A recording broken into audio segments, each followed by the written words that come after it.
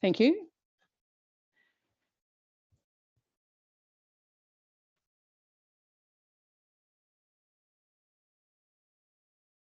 Do we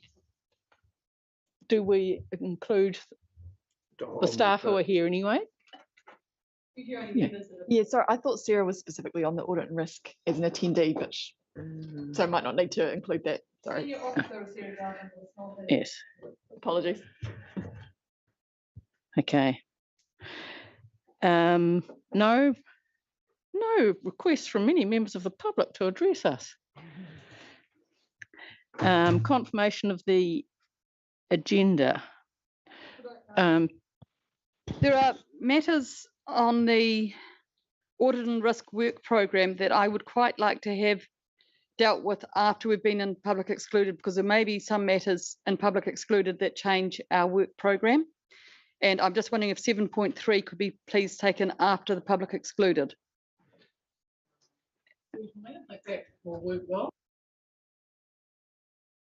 I just don't want to set a timetable if we've got other things to do that, and I can't raise them in that item. Happy to second. Happy. Aye. Right. Thank you.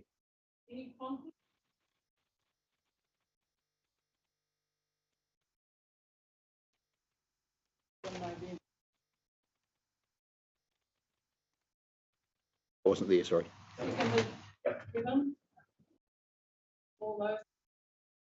Aye.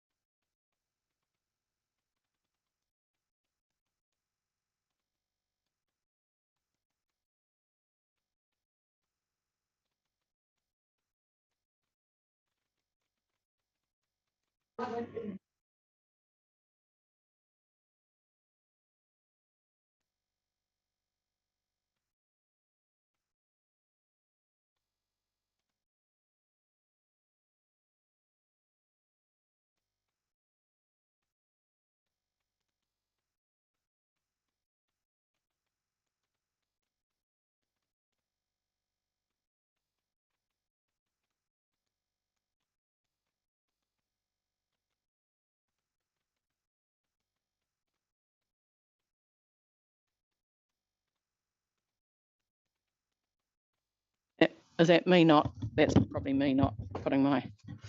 We're fine over there. Now, Nick? Was it just me, Nick? Yeah. Okay. That item in the action required, I'm concerned about where we've landed, if I can say landed there. I would like to, yep. I'm talking about in the audit and risk open actions of resolutions.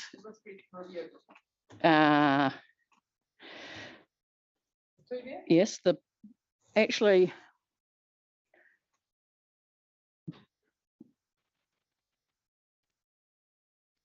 yes, risk review update is described as completed. Yep. Which it isn't, as far as I can see. And we haven't got a policy on contract management in there. So I think we need to actually discuss those two items. That risk review update belongs in the non-public. So I'm wondering whether the other one should turn up in non-public too. I think I'm just looking at the two. The risk review update, it's got the title, but the action was around tracking the documents marked as non-compliant in that warrant of fitness. So that's the action. Yeah. So I think that Yeah, it's not the risk register. Yeah. So that, oh, I see. The item name should change.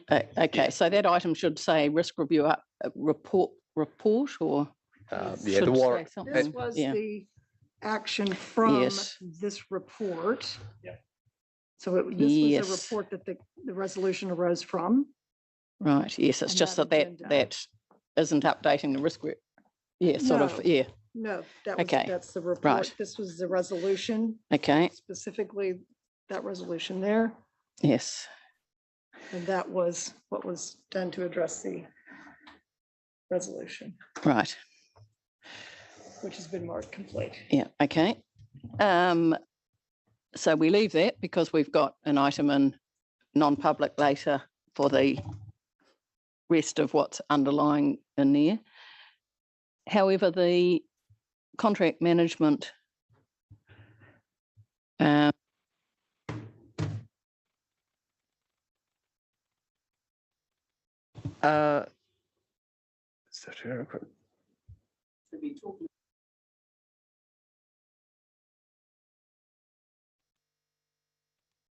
think it's better brought up in non-public when we've got other contracts to discuss, as an example. And then presuming we can look at it broadly enough under that item to take it further. Okay, well, we'll leave those both where they are at the moment, knowing that they're sort of more ongoing than quite finished, or finished for a brief period for a moment for some of it. Okay, so those are that's the action register. And moving on to the 7.1 safety and wellbeing report. Have we got, yes. The floor is open to you. Thank you. Hi everyone, Rebecca here, team leader for safety and wellbeing. Nicole is on the line also. Obviously sent a fairly detailed report through, and just hoping that you've all had a chance to read through it, taking it as read, and happy to answer any questions.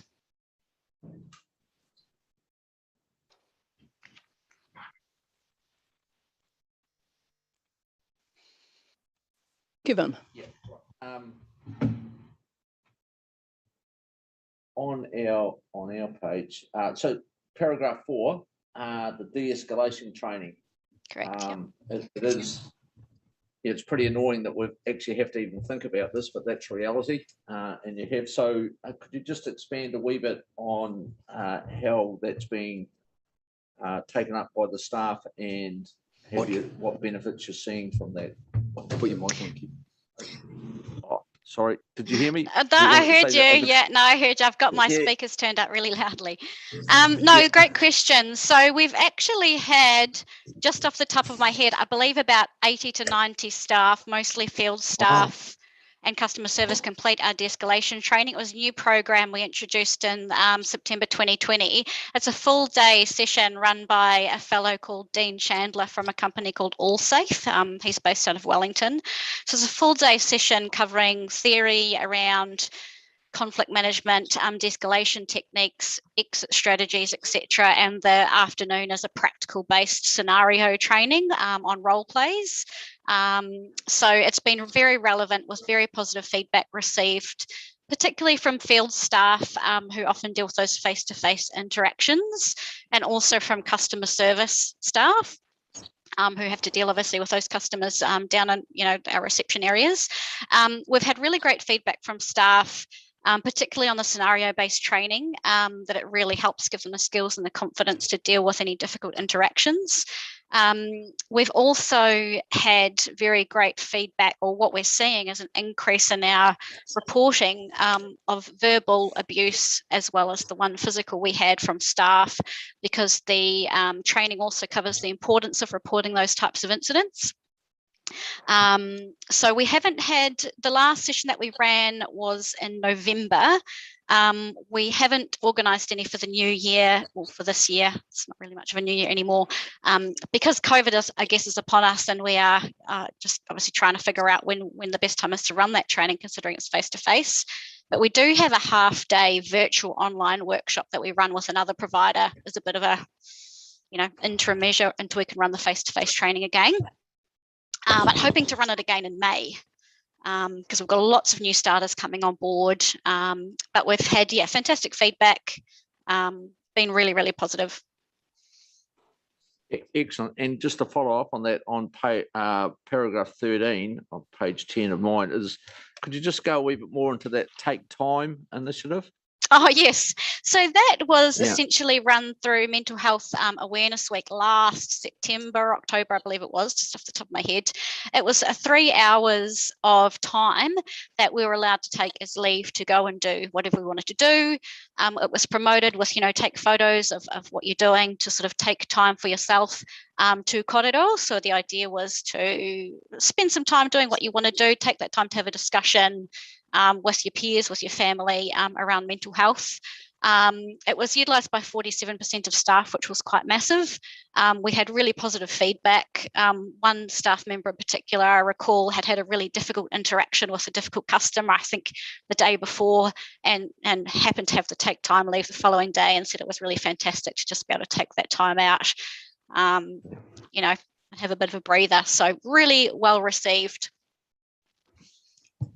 Excellent. And probably just, if I can follow up, is there any, look, I think the report gives me a very good report, I'll say it, but I just wonder if is there anything using this reporting method that you feel we may not be getting a picture of, or you're comfortable? I'm not saying there is anything. I'm just saying, are you comfortable with the way this is that health and safety is being reported? I'm happy with the way I'm getting it, but if you feel there's a need to have other things in there, I'll just throw that to you. Yeah, no, that's a good question. And I think it's quite timely because, as you've probably read in the report, we're about to release our new online safety management system. And so that system, now being an online system capturing all of our data, is going to allow us to report things in probably a much smarter way than we have done previously. So what you'll start to see is the dashboard that we've been providing will be replaced with something bigger and better. And so we'll try to sort of integrate the new reporting methods that we have in terms of dashboards and things like that. I guess I do also have with the report the activities table, which I guess as time goes by, more and more stuff's happening. So the table starts to get pretty big, and we're pretty mindful about reporting on outcomes. I'm trying to sort of include, positive feedback and things that have been working really well, just so that it's not a shopping list of just things that we're doing. And so happy to, I guess, take any feedback and what you'd like. I definitely think there's nothing more I can put in there, but I don't feel you're missing out, but I'm happy to take any feedback on what you'd like to see, and keeping in mind things will be changing as we move to the new system. I am really happy. It's just more that if at any stage you feel we need to be knowing something in a different way or whatever, don't hesitate to bring that to us, really. Yeah. I sure will. I sure will. Two little things. We've been forwarded round the current COVID plan, and it's a moving feast, I'm sure. The COVID, what's it called? Policy. Maybe Liz could put it up. I take it, before I say that, I take it as something that can be publicly, Amanda? Publicly seen. Yes, shared. I mean, you can put it up on screen. I mean, it's an internal operating framework. Our role here is to know that we've got one, really, and that it's there. But since we were asking that question, and we have done that, it would be good if I could just table it to go on the record, so as that we know we've seen it. So can you put that up? I'm doing it right now. As I say, it's not so important what's in it, just for us to know that there is one. And we do know that these things are a moving feast, but that there is one in place at the moment. We've had that to read, haven't we? Yeah, Yeah. that has, but Very I good. am aware that it's no point talking about something in public that no one knows what you're talking about. That's not fair. Yeah. So- yeah. Cool. There it is. No, it was good to read that, and it was very thorough, covering a lot of the different areas. So Yes. it was good to have sight of that. So can I table that or somebody move that? Kate? I'm happy to move it. Yeah, and I will second that. Everybody happy? Right. And thank you to Sarah for that. And as Andrew says, looks like a good plan. The second thing, back to you, Rebecca, for a moment. I've asked the question of our chief executive what our responsibility is towards contractors and others, because we have on page 11 an unfortunate subcontractor fatality due to a car incident, and it got me thinking, where do subcontractors and things fit in? And again, we've been circulated sort of the answer to that partially, but sometimes the people who we have dealings with aren't subcontractors or whatever. So what Sarah has assured us of is the train of command, as it were, that goes through contractors, subcontractors and contractors.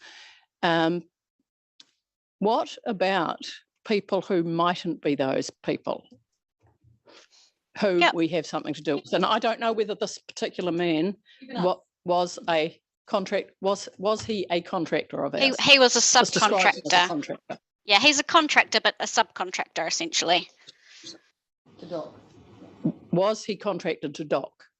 Is He that was contracted how to it dock, worked? undertaking an ORC project that was also technically sitting under MPI. One of our Yes. MPI projects. Yes. Yes. Okay. So what do we consider our role is when they're people who haven't got enough nexus, is what a lawyer would say, aren't close enough to us to be, for us to be Are you directly responsible? He must be getting pretty far away because he's a couple down the line. But yeah, look, there's a couple of things. So we've got under the health and safety legislation, section 36 is our primary duty of care, and that extends to workers, contractors and others who may be impacted by our business or undertaking. So that's quite broad. So we essentially do have a responsibility to look out for our contractors, subcontractors, members of the public, customers, anyone that might be impacted by what we do. Obviously, that can only extend so far, and it depends on the level of influence and control that we have over the work. Obviously, if there's contracts in place and we've got relationships with contractors and subcontractors, the greater control we have over the work being undertaken, the greater responsibility we have, right? So I guess the other thing that's relevant is called overlapping duties, section 34, I think it is. And that talks about any time that we're working with another PCBU. So that might be just maybe the University of Otago. Let's just say we've got a student doing a summer placement, or it might be an MOU that we have with, I don't know, Red Cross or something in an emergency situation. So anytime we're working with another agency, we have overlapping duties, which means we need to consult, communicate and cooperate. So we don't necessarily have that chain of responsibility, but we have to cooperate, we have to communicate about health and safety matters. And again, that depends on a level of control. You can be. Again, it sort of really depends on your level of influence and control over what's happening. And that's, there hasn't been a lot of case law on this kind of thing. Probably the most recent one that might be relevant, which you may recall, MPI were prosecuted for a subcontractor matter in relation to Imbovis when some cleaners got some chemicals on their skin and sustained chemical burns. Don't know if you heard of that one. They were prosecuted. It's on the WorkSafe website. And that was essentially their management of a subcontractor. And it was argued that they should have known better, I suppose. So, yeah. It's a really tricky one to answer. Yes. The most the two that particularly spring to mind with us is on the one hand, buses, that we contract the buses, and then there's a bus driver, and if the bus driver's doing something unsafe. Yeah, and we've got Yeah, a direct contract with the bus companies. Yeah, so Yes. again, the bus companies also have their responsibilities to themselves, but it's our responsibility to make sure we know what their safe systems of work are, that we've had a look at those, and we're monitoring those with that contractor. And as you know, we get all the incidents that happen on the bus. And the transport team review health and safety matters with the contractors during their regular operational meetings. So And another business, or I'm not sure, you didn't call it operation, whatever you called it, would be the likes of Predator Free Dunedin, or because that's another sort of place where we have, and that moves out various contracts too and things. And so you're saying that if we've got an arrangement with them too, we would be expected to be watching over what they are doing if they're subcontracting something that we've funded them for. Or that's correct. And as you'll probably see in the contractor policy, which is aligned with our contract documents, if you've got a big lead contractor that's engaging lots of other subcontractors, it's their responsibility to look after those. But I need to check that big contractor has the systems in place to manage those subcontractors. And at any time, I'll request information, and I often do, about how have you determined that, you're looking after that contractor. So I request copies of their procedures. I request copies of their lists of how they've assessed, each of these contractors, etc. So a lot of big organisations like DOC, for example, have very similar systems in place that we do to assess their subcontractors. That's very comforting. It's a lot of work, I tell you. Yes. Some very big Excel spreadsheets going on. Yes. But look, it's and the process that we've got is identical to every other local government out there, and a lot of other big companies that have exactly the same processes in place. So yeah, what we've got in place is pretty much spot on where we need to be. Right. Kate, one minor matter, which is just paragraph 12, and you've sort of answered some questions already on paragraph 13, which talk about it. The wellbeing pillars, and it is, I'm just a sort of order person, that the first order is a priority, and I'm not sure that they are prioritised anywhere, those wellbeings. Is there an order of significance? It's just that I would have almost thought mental or the emotional comes first, and it is just about the messaging. They're in no particular order, but I can change them. Oh no, it's not. I don't want you to change your report, and I'm not asking that. It's just so what I want to say is I'm really glad to see that was the first one that you dealt with, I think, and your report in the first quarter. So that's really good, and prioritising it that way. But I'm just wondering if we should. I'm encouraging you to think about it as a priority order, perhaps. Yeah, sure. Where we are as COVID, and as I think it has been, as you acknowledged in the report, 2 hard years, and so I'm really glad about that. I'm just intrigued for a totally different reason. Your spreadsheet you just talked about. How hard is it to? Yeah. I mean, you obviously have a sort of template, and then it's relatively easy to fill it in, is it? And are you talking the one that you just talked about, subcontractors, and making sure that all your contracts, you've got those documents in place that show that things are happening? Yeah, so we have a question. There's a few different ways that we get that information. So we have our own in-house questionnaire that suppliers can fill out, or they can go via a third party. So there's a few different organisations out there that essentially provide a service to review health and safety documentation and give you a score or give you a certificate or whatever. So there's a few different pathways, and we essentially, maintain those records. We work very closely with the finance team to make sure that obviously the contractors that are on our procurement system are approved, etc. But the spreadsheet you have is just really a tick box that say, yes, we've got this and we understand and it's up to date, as when you, with all of those things. Yeah, so sorry, we have a large list of obviously all of the suppliers that are approved and not approved, and we typically run that from our procurement system. So we've coded into their procurement system who's approved and not approved. So there's data that we can export. But in terms of the actual information we collect from contractors, it's more comprehensive, and we file that all away and all that kind of jazz. Yeah, if that makes sense. Thank you. Andrew. Just with regards to paragraph 34, Rebecca, it talks about looking at a mechanism to ensure the safety of lone workers, remote workers, etc.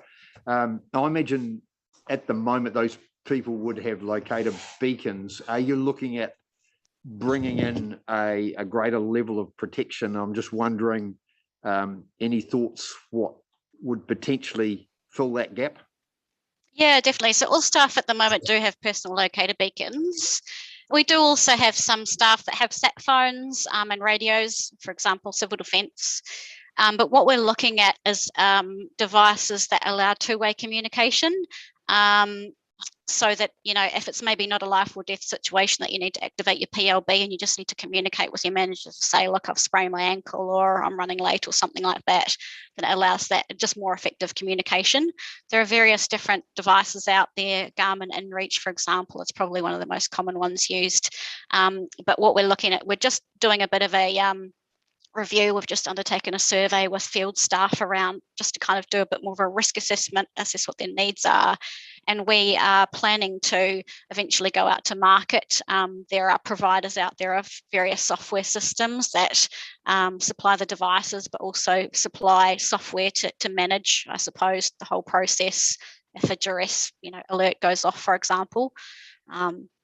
So we'd be looking at a whole package, not just the device itself. Cool. Thank you. If there's I move that we note that report. second, all those in favour? Aye. Right. Thank you. Thank you. Great. Thank you. Very good. Very good. See ya. Thanks. Right.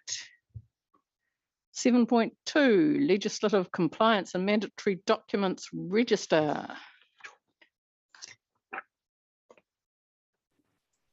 Have we, Peter, Nick, or just you, Nick? When I say just, that wasn't right, but no, that's all right. It's yeah, just me. Peter Kay's unavailable, so yeah, I'll cover it. okay. Questions? Is he going to talk to the report or just? Would you like to talk to it, Nick? Well, I'd just take it as read. Obviously, you know, I endorse it. Peter Kelleher prepares it, but it's the same.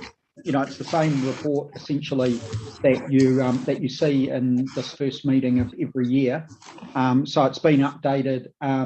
Obviously, legal goes through, you know, interview processes with all the various staff involved, and they fill this out.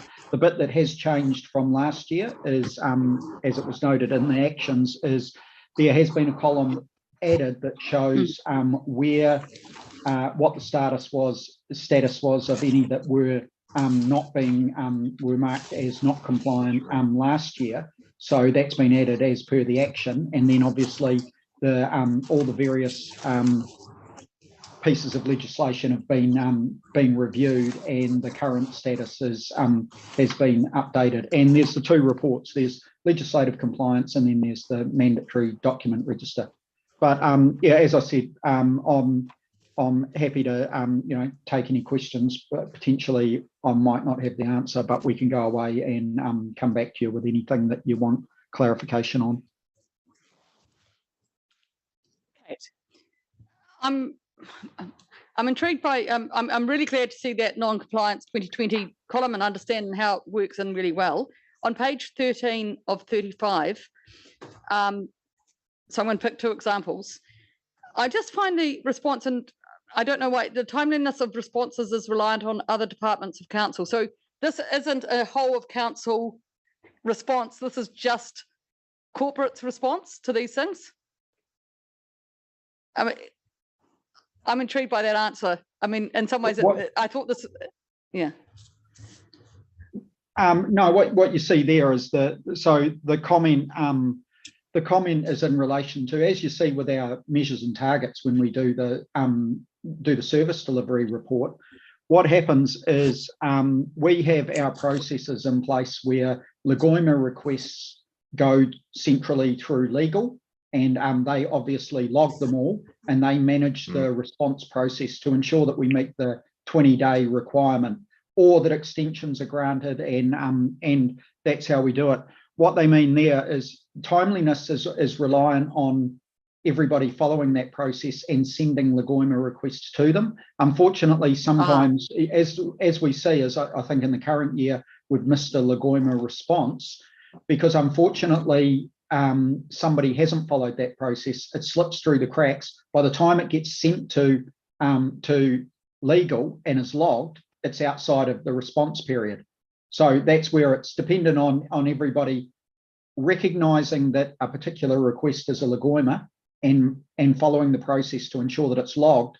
Once anything that's logged with legal is they are absolutely on top of it and ensure that it meets the timeframes, but they can't log what they don't receive and don't know about. Okay, and in contrast, I just note that 31 of 35 went, because we've got that non-compliance listed, it makes the results on the RMA look brilliantly good when they've done 100% of their resource consent applications were processed in time, which is great to see. And I think I had one other comment, but too many pages. Someone else go. Oh, sorry, recording. Yesterday, and a councillor asked me yesterday that we record in committee meetings quite regularly. And I just want, in light of I presume we do because we record button up sometimes. Just wondering how we manage in committee and confidential records under the Privacy Act or those sort of things, because how we ask questions in workshops and things, because it depends on that privacy and everything being maintained. And I just thought, interesting question in light of this, how do we know that that's happening and who can look at them? That's actually a question that was posed to me by one of our colleagues. Okay.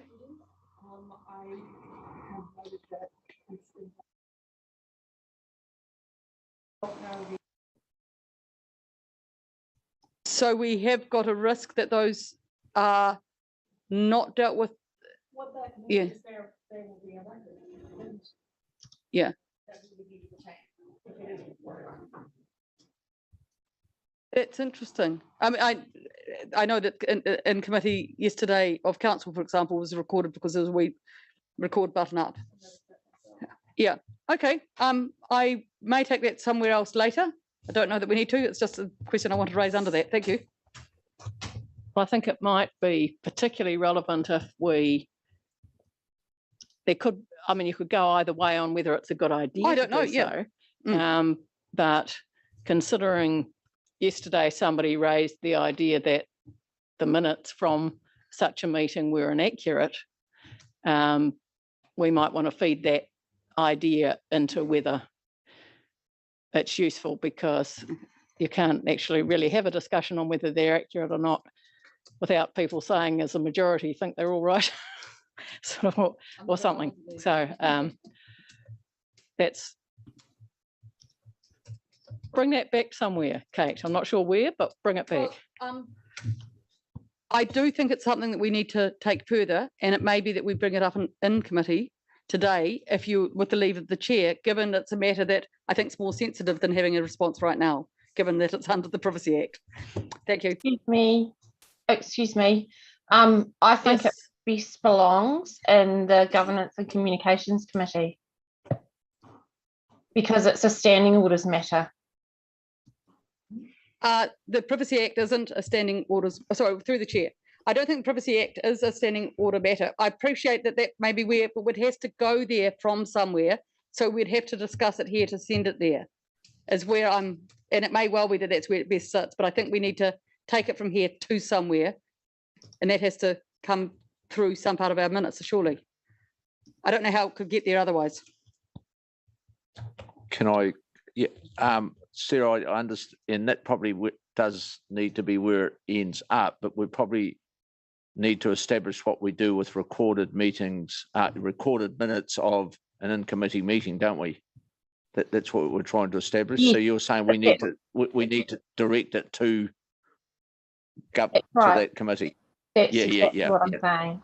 Yes. So we need to do a resolution But we can do that in committee. in committee. Yeah, good. Yep, understand. Okay, have you anything further to add, Sarah? No, thank you. In the meantime, I'm not. Kevin. Yeah, Nick, on page 40, the Public Records Act of 2005. To be fair, I haven't read it, but it says that we're not up to scratch there, not compliant, and that we are in a process to replace the current records and get everything up to scratch. So what is the time frame around that, and what is the risk if we drag that on too long that we're not compliant at the moment? So what's Pete Keller got in line for that, or what have we got in line to fix that up?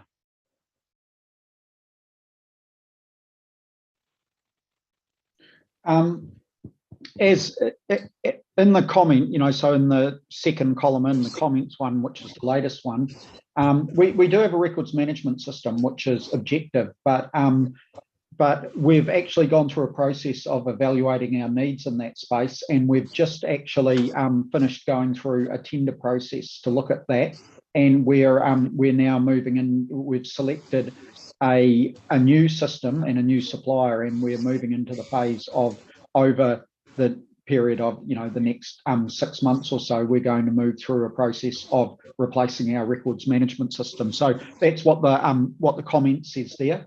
Yep. So that one, the new system will obviously make sure that we're complying with fully with the legislation. Right. So that will, yeah. That brings that back in front of us.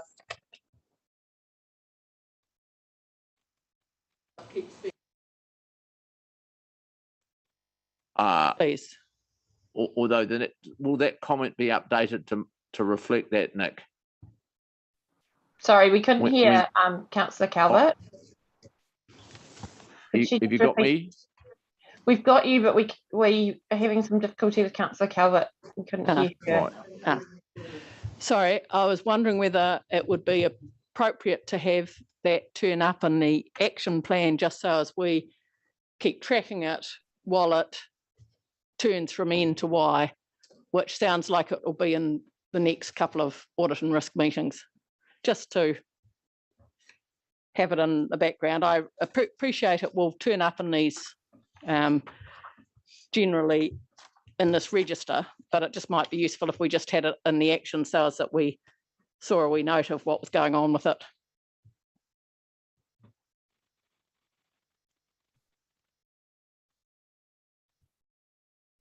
Comfortable with that, Nick? It's your action register. You want to put it there? I mean, It is what it is. It's the comments there, like the point you made that the comments could be updated to reflect what I just said. At the point this report was written, that's where we were at. Since that report's been written, we've actually finalised the tender and awarded the contract to the preferred supplier. So the only reason why my comments are slightly further on is because that's happened since the report was written. But as I said, this will work through if you want to put it on the action register, and as we progress through and complete the implementation, we can just update the action register. It's your action register. I'd like to move that we pop that on the action.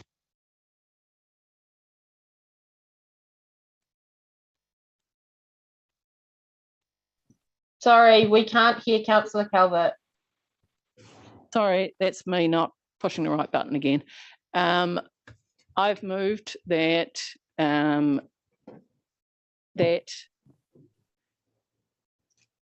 Public Records Act 2005 record keeping note be put on the action register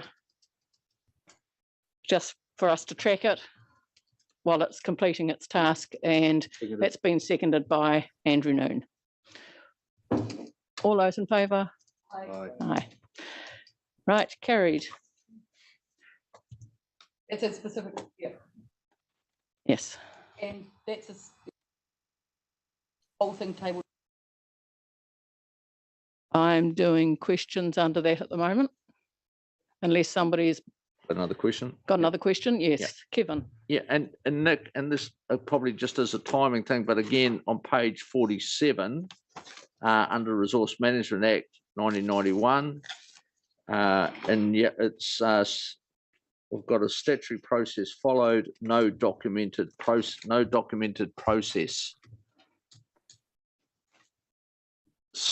So do we have a documented process, or is a documented process being developed? Is there a need for one? What do you, and that might be to you more, Sarah, in the planning space, but well,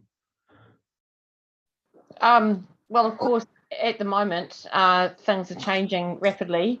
And I guess our documented process really is the legislation and the various NESs and NPSs that are handed down. I'd be more concerned about the ongoing situation we have where our plans haven't been reviewed in timeframes required by the RMA, because you'll be aware that, yes, we're focusing on the land and water plan and we have some tight timeframes for that, but we have the coast plan and we have the air plan outstanding, and they get older and older. yeah, I just haven't moved to those columns yet, Sarah. But yeah, no, good. Yeah, and again, it was just more that comment was in there, and I just wondered where they're at. So, and thanks very much for that explanation, and I share your concerns. Yeah. That has turned up there, and again, my temptation is. I'm sorry, Councillor Calvert, we can't hear you. Sorry, I'm just leave it on. Perhaps leave it on. That's another one of those that I'm wondering whether should turn up more obviously on the action register. But could you tell us what's going on with those other ones that you said you would be more concerned with? Because I totally agree with you; those aren't on our radar as something happening with them at the moment. Well, can I ask a question on that? Because we have got in the long-term plan a review for both of the coast and the air, and wouldn't that be better to have those as the scheduled timeframes than saying are overdue for review? Because in reality, we have programmed them in. We just haven't got the staff or couldn't do it any faster. So I think that I don't know that they need to be actions, because we have actioned them through the long-term plan as much as we can. We've prioritised what we can. We're doing land and water in the RPS. The air starts next financial year, which is 3 months away or 4 months away, and the coast is the year after. So they are programmed. Could we have in here an explanation of that they've been programmed or what they're up to, rather than just that they're overdue? Because we'll collect the ones into a bundle at some stage saying, here's ones that we're not on top of in a way that we ought to be. But something that incorporates what Kate says, assuming that is an accurate rendition of our current situation, to have in that comments and non-compliance sort of piece under particularly. I think we can do that. But I think we could do that. But I guess the reality is that it doesn't change the fact that we're non-compliant. Yeah. No, why I agree. Why I would like that in there is because I would be hoping that a wee bit later in the year, when we're looking at budgets and things for next year, one of the things that we might say is there's things that aren't being done here, some of them which we have obligations to do. How are we going to fund that? What are we doing with them? Sure. Because you can't do them when we don't fund them. Clearly. I mean, well, sometimes you can do things we don't fund, and jolly good on you, but for the most part. So I just like to have them there so they can be captured to feed into our budgetary programs. Any other questions? Just a comment, Madam Chair, I think just looking at the comment there, and we've just been referring to the regional plan as well. Plan change 1 was notified some time ago with plan change 8, which plan change 1 was the waste plan. And then the coast and air plan, after it says are overdue for review, are scheduled for review in the years 22, 23 for the waste. And if the following year covers off coast as per the long-term plan, we just have that comment in there. Yeah. So it's been adopted by us as a policy going forward from a financial commitment point of view. So I suppose if it just, we can have both comments in there is what I'm trying to say. Yes, they're overdue. However, we've scheduled in our long-term plan that the reviews will start in these years. Yes, and that way, from a budgetary point of view, we can say, are we still comfortable with the delay that we've programmed into those, or should we be trying to do something different?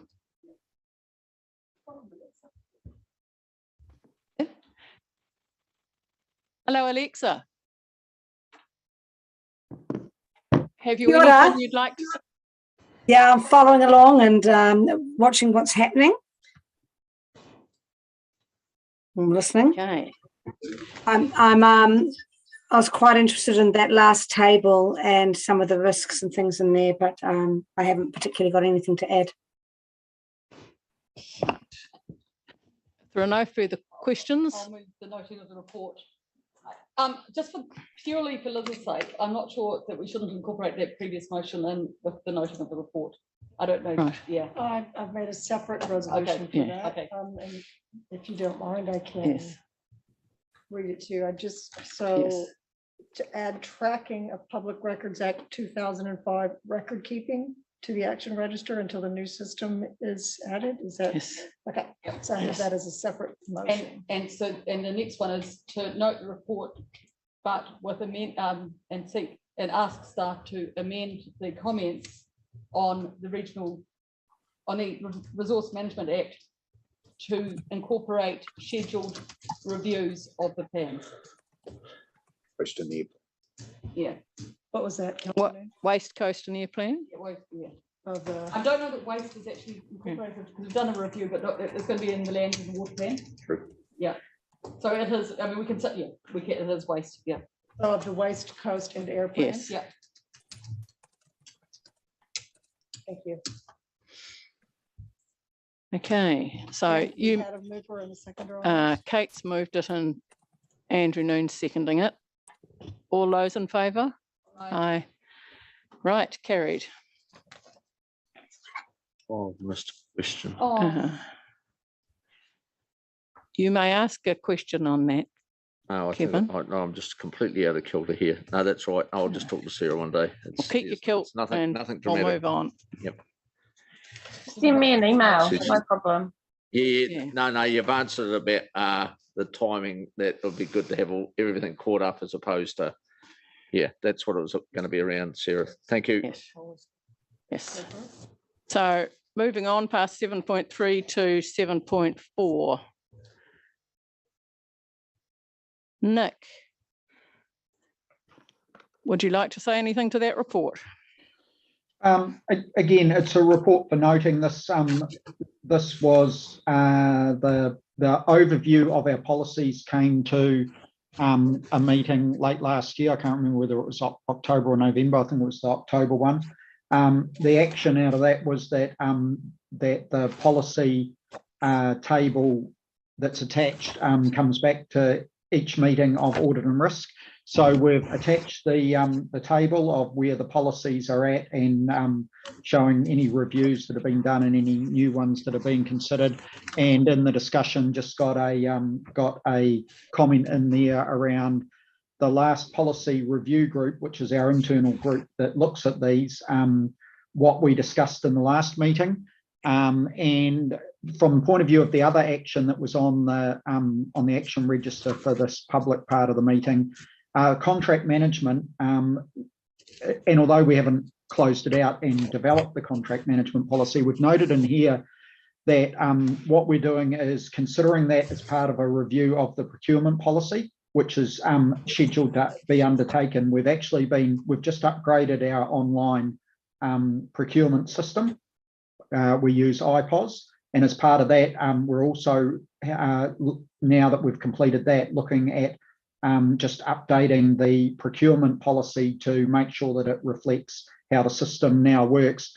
And as part of that, we're also adding in there, looking to add in a section in the procurement policy on contract management, because the procurement policy has a lot in there around the actual initial procurement, you know, i.e. when you go out and you raise the contract. So we will incorporate in there around contract management, because one of the things with the upgrade that we've done in the procurement system is that it now allows us to fully switch on the contracts management module in the system. So the contract management piece will now be reflected in both the procurement policy and the procurement system. And obviously, as we progress that, it'll come back to this committee as we, you know, bring the regular updates on the where the policy group and this policy table is at. Kate, that is answered almost every question I've got, but raised only one other, and that is, will you now call the policy procurement and management policy? Because just calling it procurement will be just direct people to the actual procurement rather than the management of. So that, and I really like the answer, your explanation, but it occurs to me you need to change the name of the policy so it's quite clear. Procurement and contract management. Yeah. Is that what you were thinking, or because no, it's much more than procurement? I hadn't sort of thought of changing it from procurement, but you know, we'll have a look at that. I mean, that's, if that makes more sense to have it procurement and contract management.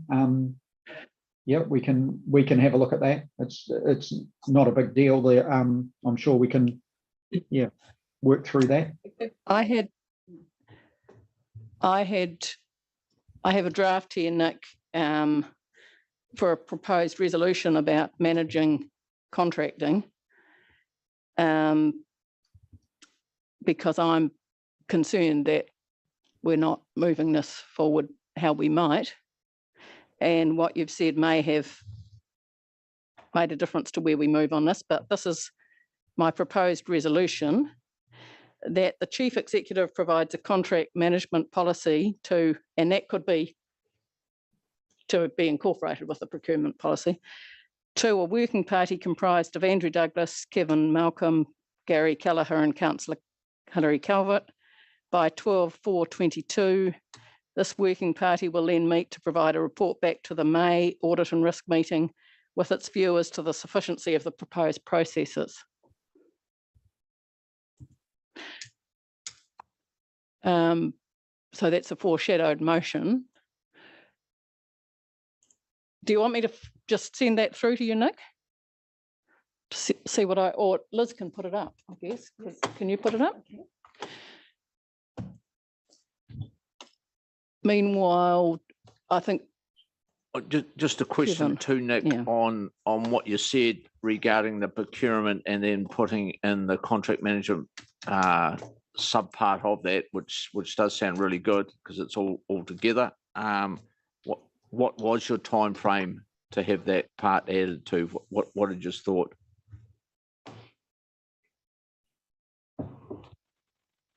To me, yeah.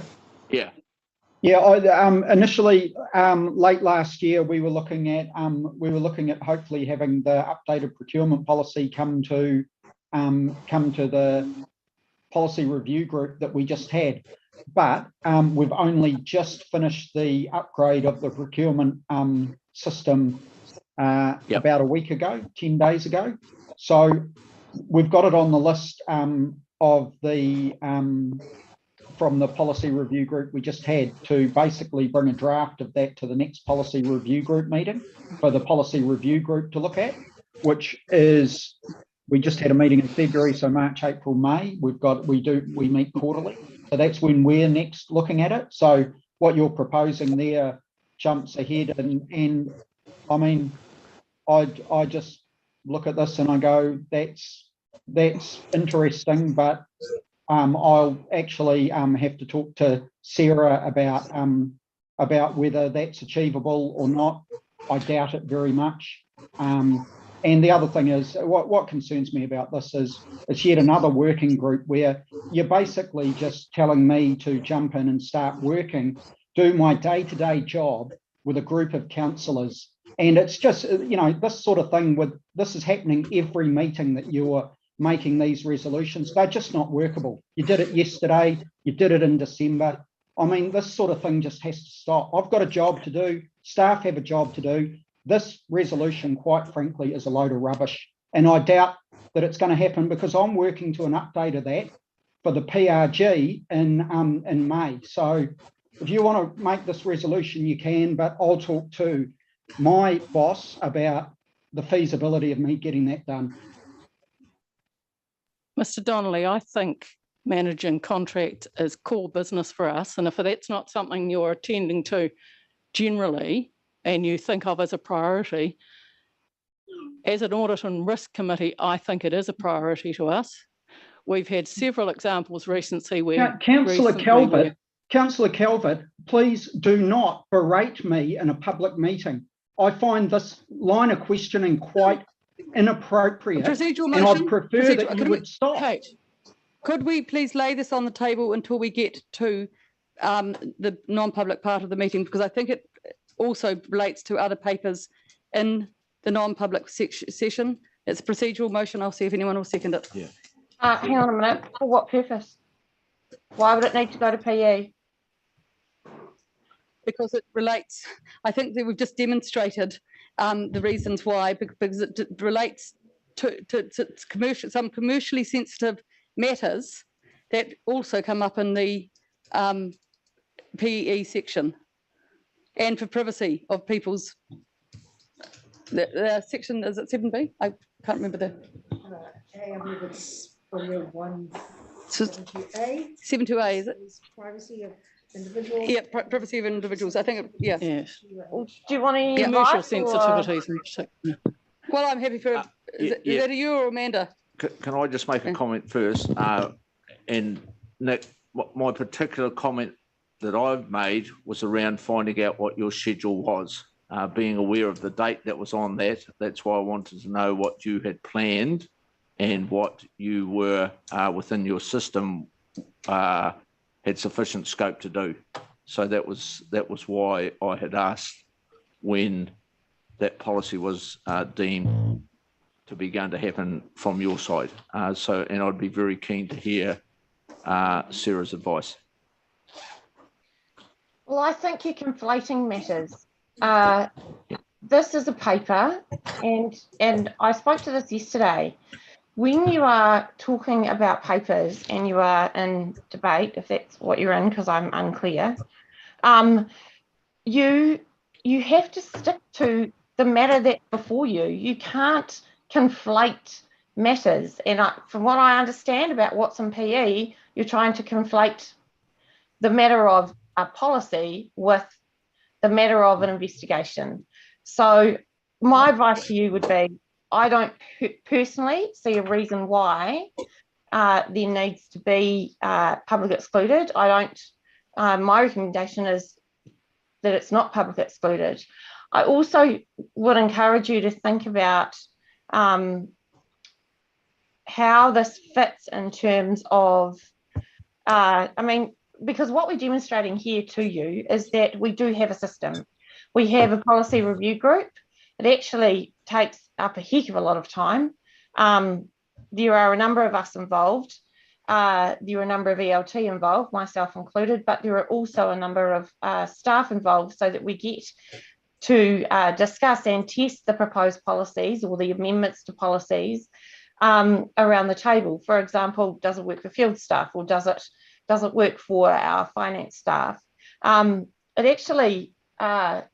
just not sure that this is a governance matter. I think this is this is a BAU matter, it would be very usual for us to put the policy together and bring it to you. And that would be the time at which you consider it, not for you to do the work. So I'm struggling with your purpose. And I'm also struggling with why this is a priority. Sarah, but that doesn't say, that says for you to bring it to us and for us to look at it. Yes, that's but what that resolution says. So you've just said we shouldn't be doing the work. We weren't planning on doing the work. That's not what that resolution says. So then my question to you is, why do you need the resolution? Why wouldn't you do it in normal committee like you do everything else? What is the purpose of the working group over and above your responsibilities as a committee? That's what I'm trying to understand. You know, you're building in processes, and I guess what I'm saying is, look, staff will go and do the work. What we've demonstrated to you in this paper is that we look at these things diligently. I'm not sure what the concern is, why you would need a working party when we will bring it back to you as a committee anyway. Sorry, I've moved to procedural matter, and I appreciate. Sorry, I wasn't listening properly, Kate. Mine is a procedural motion, and I'm sorry. At the point of giving that, we're in a matter of debate, and maybe I should have asked for advice before I did a procedural area, and I'm sorry it annoyed people. Do you need a seconder? I thought I had got a seconder, but I could be wrong. Okay, well, we will need to move that motion without further ado, and I apologise for having further ado. Has Liz got the motion? Yes, just to lay this on the table and reconsider in public excluded under 7.2a, privacy of individuals, and 7.2, I will double check H, commercial sensitivity. All right. All those in favour? Aye. Against? Right. Motion passed.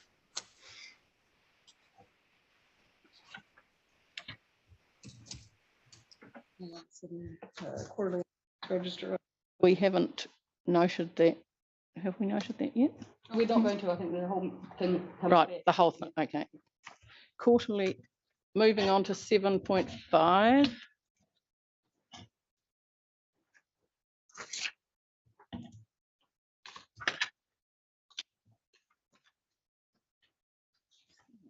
Page are we on? 150.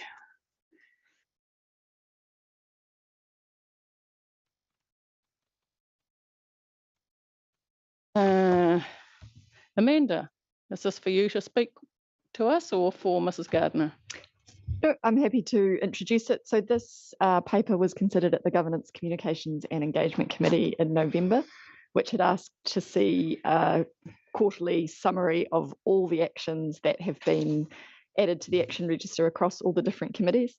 So the process is a committee agrees on an action that's added to that committee actions list and is reported at the front end of every agenda for committees and for council.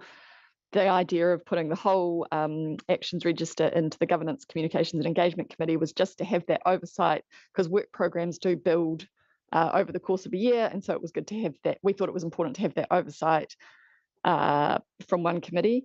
The Governance Committee asked for this to be referred to the Audit and Risk Subcommittee, and I understand, particularly with a view to some of these actions are unbudgeted or don't have, they're not on the annual plan, they're not on the long-term plan. And I think the Governance Committee wanted to refer it to this committee to check that the right processes were in place to manage that. I would, so here's the paper. It's just the exact November paper replicated. I wouldn't propose that we do both committees going forward, though. I'm not sure that's the most efficient way to do it. So that this committee may want to make some recommendations about whether it goes to the Governance Committee or the Audit and Risk Committee, recognising that all the actions are reported to all the other committees monthly as well. Yes. I'd like to hear the views, if I may, of Andrew Douglas, who's outside these, hasn't seen them all in those processes. I guess the point I'm going to start with was, I believe one of the reasons it's been brought here is because we did have a discussion on budgeted and unbudgeted expenditure, and just that there are actions raised at various committees that result in work being done by staff. And I remember, and I recall us having that discussion here and about whether you have to remove something from a budget line or defer activity out because we've included something else in. So I definitely see that as being pretty important that we know that we have a process in place for that. So I'm not too sure. So do we know if we have a process in place that when an action's raised and it's resulted in some unbudgeted work, do we consider at any point in time, then or later, if we are removing other work or deferring other work because of it, or increasing the budget for our staff? I think the That answer may be a is question no. for. Yep. So we don't have a process in place. Well, we don't have a process in place, but neither is there a particular consideration unless I raise it at the time. There doesn't seem to be any consideration, and I mean this is now becoming a serious problem. 10 unbudgeted actions out of 18 new actions. I am supposed to be accountable for the budget, but I can't possibly be accountable if you keep doing this. So I need to know where your priorities are. So my view would be that there'd be a number of items in here that you'd likely be happy to go over your budget for, and that at the end of the year you would have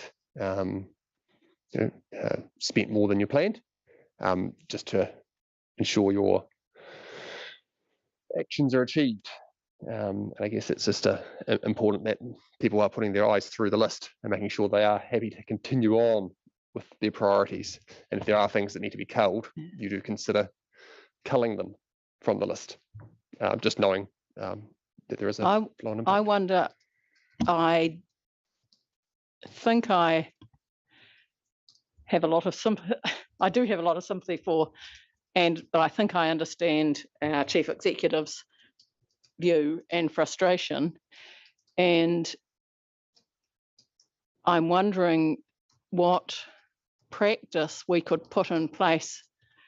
We've attempted to put something in place that says that we should be saying where money's coming from or whatever. I'm wondering whether when the agenda is discussed, which should be by the chairs and Mrs. Gardner before a meeting, that the items that are going onto the agenda, that would be one place to say, what's that item doing? It's a proposed expenditure. It doesn't, if it has a report going with it, where does the money come from? Or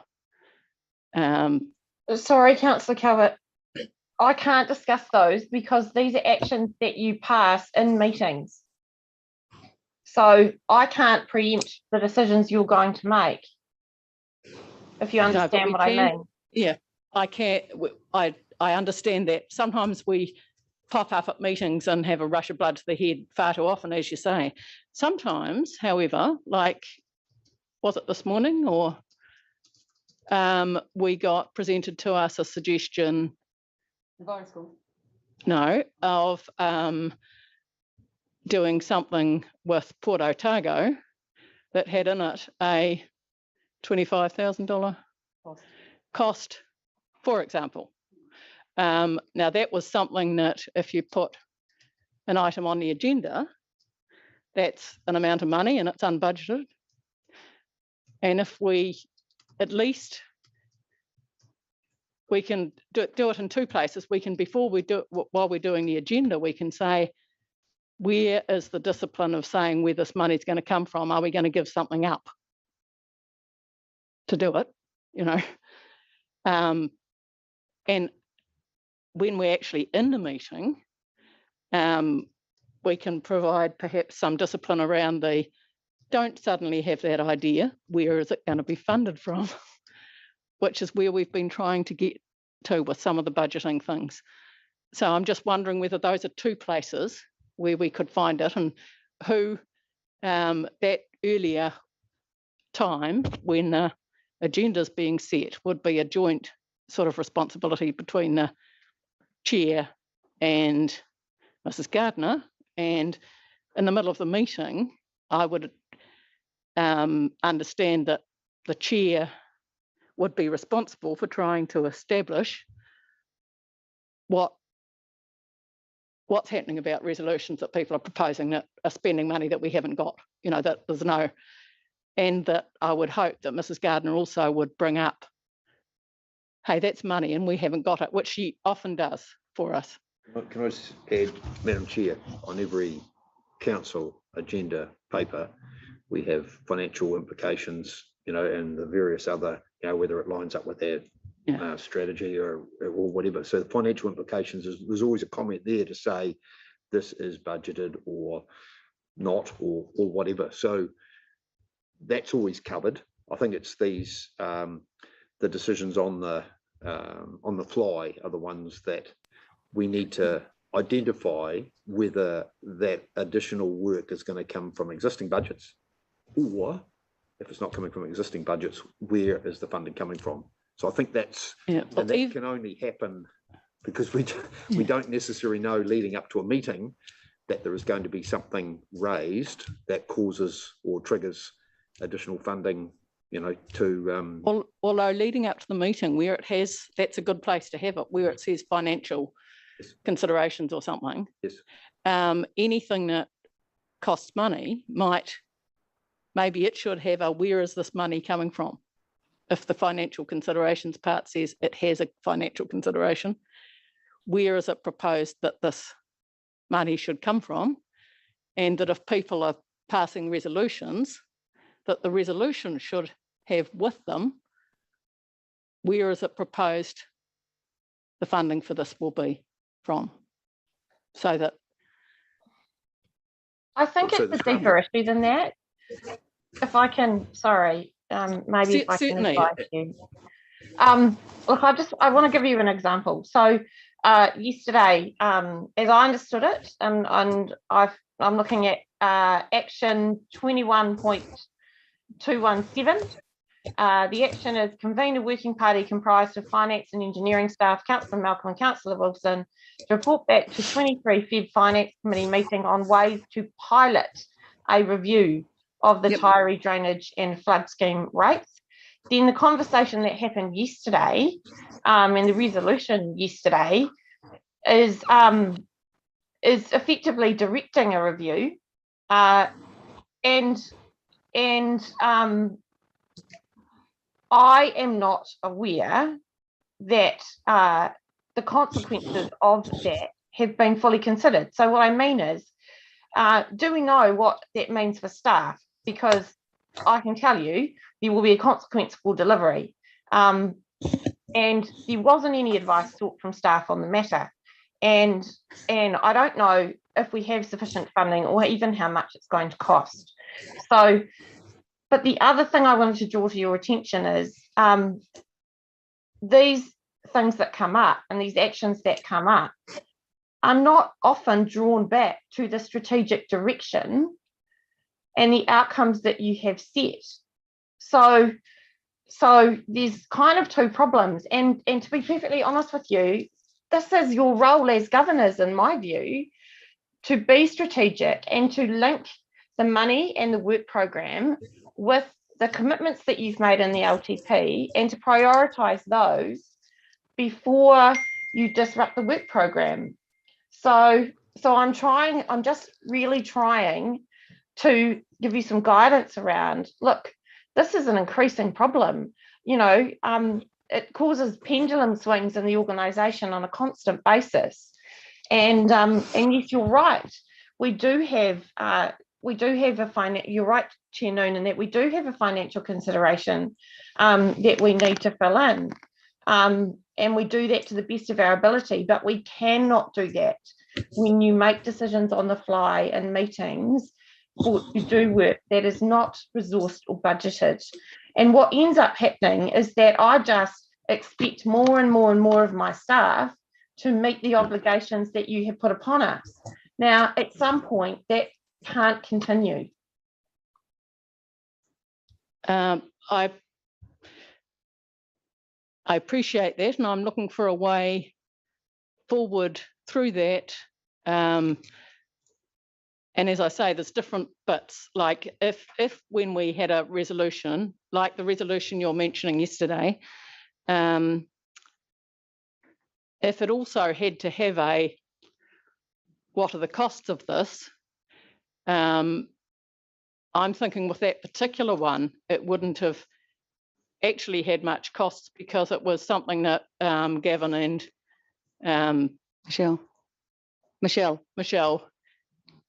had offered to do it at the group level, which had met, and it was a proposal where we go next. But if people were obliged at that stage to say, what will this, what you're trying to impose on us cost, then it would give you, Mrs. Gardner, an opportunity to say, we just haven't got any time or whatever to do whatever it is and where it will go, and or that it just isn't in the budget, or how does that fit in? And in fact, where it says financial considerations, and it also says something, I think, like strategic, does it strategic? Yes, something. Yep. Framework and policy considerations. Yeah. So I but wonder whether I can only, sorry, I don't mean to interrupt you. I can only do those though when I know ahead of time. And I can tell you that I've had discussions with staff today on the basis of the resolution yesterday, where they have literally said to me, we are going to have to take staff off annual plan activity in engineering and natural hazards in order to do what you passed by resolution yesterday. And that isn't, I'm not managing that. That's not me managing it. I just have to respond to the resolutions you pass. And all I'm saying is it's not working because I don't know whether I'm coming or going with the work program, you know, half the time when I get other actions to do. Now, I'm not complaining about extra work, but we need a better system. This isn't working. And the reports, those sections in the reports, I can only make sure they're filled in if we're responding to something. But if it's I've had a bright idea in the middle of a meeting and, hey, guys, what do you think? And let's do this. I have no opportunity to give you any information except best guesses, which is next to useless, you know, because I'm not necessarily in the detail of each work program. Yeah. Okay, so I think that to move this on, the ones of us around the table can reflect on this conversation, and that possibly as a result of that reflection, we will try and arrange some sort of perhaps meeting between Andrew and one of the rest of us and you, Mrs. Gardner, to look at how to get some more discipline and rigour into what's happening with our resolutions. Kate. I have no problem with rigour and discipline, but at the same time, we also had a discussion about being flexible. We've got duties under the Local Government Act to be fair and efficient and reasonable when it comes to rates, and the very nature of the, only because CEO Gardner raised it, is that matter is one that has been going along since long-term plan and reported on, and therefore we took steps because we thought there were some issues. It has been clearly articulated that the council, a number of us have issues with it. So it is an ongoing project. I'm not sure that it's fair to use that as an example. I do appreciate there are other ones like the bus trial, which I think is a better example, which and the $2 fare, which do make a budgetary implication. Where it comes to time, we've not only, I find it hard when we as councillors have to reflect what our community are asking us to do, and it's not necessarily every year on it, just at the annual plan process that we can do that. And yet, it never are we having raised up things like the national environmental standards on fresh water, on drinking water, which we just had a workshop on this morning. And by God, the staff have done a fantastic fantastic job on that. But I would hate to think how many hours had to go into that sort of work, which wasn't budgeted, nor was it expected, and really, and yet we can do that. So I think there's always going to be a tension. I appreciate, sorry, and I just responded to you, Chair. Yes, we need to be diligent. But we also need to be responsive and flexible. And I think that is always going to be a friction that we just actually can't always get rid of. Well, I am loath to suggest anything but noting this paper right now, and I think I'm going to move that we note this paper. We can reflect on the discussion as we always should. Councillor Forbes has her hand up. Councillor Forbes, sorry, you're behind Kevin for me. Yeah, kia ora, Hilary, and yes, I understand how that room makes it hard to see from the chair's seat who's got their hand up. This is something that has worried me for a very long time, and I think you'll all be aware of it, how I really dislike policy, what I call policy on the fly, and asking staff to go and do things that are outside of the work program, without budgets, without consideration of the work program. And if we need to be cleverer around our long-term planning, then we need to do that. But we cannot just be constantly asking more and more of staff because suddenly we have a great idea about something, and that is not being inflexible. That is staying within our lane, and we often don't. I often feel that we don't. And understanding our role is to implement these the various pronunciations that come from on high, and to figure out how to best implement them in our area is our role and our lane.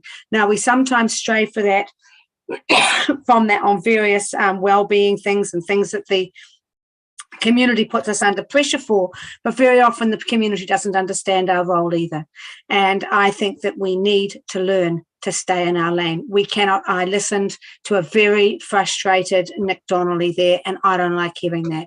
He does a great job, as do many of our staff, all of our staff, and it's time we started to look at our role and go, where is our lane, and is this inside it or is this outside of it? And I'm sure this will find some disagreement, but really we are here, and our role is to implement within the constraints of the policy statements that come down to us. That's how I see it. If other people see it differently, that's something. But we are putting our staff under undue pressure. It's worried me for a long time. I've raised it several times. I've enjoyed hearing it from out of the staff's mouths. But that's just my comment on the whole thing. And I think you're probably right to leave it lying on the table at this point. Right, we've got a resolution moved and seconded. Who was the seconder, please? I'm happy to move, or if you've moved. Andrew Noon. Okay. And all those in favour? Aye. Yep. Against? No. Right. Moving on. Yes. To the public, Kate's moved. Kevin seconded, moving into public excluded.